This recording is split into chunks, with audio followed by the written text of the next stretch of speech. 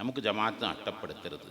ഞാൻ ഒരു ദിവസം സുബഹിസ്കരിച്ചാൽ സുബൈന്റെ മുമ്പ് അത്താഴം കുറച്ച് നേരത്തെ കഴിക്കുക, എന്നിട്ട് ഒരമണിക്കൂർ മുമ്പ് ഒരു ജുസ് ഖുർആൻ ഓതുക. സുബഹിസ്കരിച്ചാൽ ജുസ് ഖുർആൻ, ഒരു ജുസ് ഖുർആൻ ഓതുക. ളുഹറിന് മുമ്പ് ഒരു ജുസ് ഖുർആൻ ഓതുക. ളുഹറിന്റെ ശേഷം ഒരു ജുസ്, അസറിന് മുമ്പ് ഒരു ജുസ്, അസറിന്റെ ശേഷം ഒരു ജുസ്, രാത്രി കിടക്കുന്നതിന് മുമ്പ് ഒരു ജുസ്, അങ്ങനെ 6 ജുസ്. അങ്ങനെ ആയാൽ 5 ദിവസം കൊണ്ടൊരു ഖത്മ് തീർക്കാൻ കഴിയും. ഒരു ദിവസം 2 ദിവസം കൊണ്ടൊക്കെ ഖത്മ് തീർക്കുന്നവരുണ്ടായിരുന്നില്ലേ? ഞങ്ങളുടെ ഉപ്പാപ്പ വല്ലാത്ത മഹാനായ തൃക്കരിപ്പൂർ ഷാഹുൽ ഹമീദ് അൽ ബുഖാരി നൂറുമ MA ഉസ്താദിന്റെ 10 കൊല്ലത്തെ ഉസ്താദാണ്. പാപ്പന്റെ ശൈലി എന്താ? മഗ്‌രിബിന് മുമ്പ് ഭക്ഷണങ്ങളൊക്കെ കഴിച്ച്, റമദാൻ അല്ലാത്ത സമയത്താണ് ഞാൻ ഈ പറഞ്ഞത്, എന്നിട്ട് വലിയൊരു ജവന ചൂടുവെള്ളം കൊണ്ടുവന്ന് ഒതു ഉണ്ടാക്കി മഗ്‌രിബ് നിസ്കരിച്ചാൽ ഇഷ വരെയും അവിടെ അതേ ഇരുത്തത്തിലിരുന്ന് ദിക്റ് ചൊല്ലി, ഇഷ ബാങ്ക് കൊടുത്ത ഉടനെ ഇഷ നിസ്കാരം കഴിഞ്ഞു, ഹദ്ദാദ് കഴിഞ്ഞു. 8 മണിയാകുമ്പോഴേക്കും ഉപ്പാപ്പ ഉറങ്ങിയിട്ടുണ്ടാകും.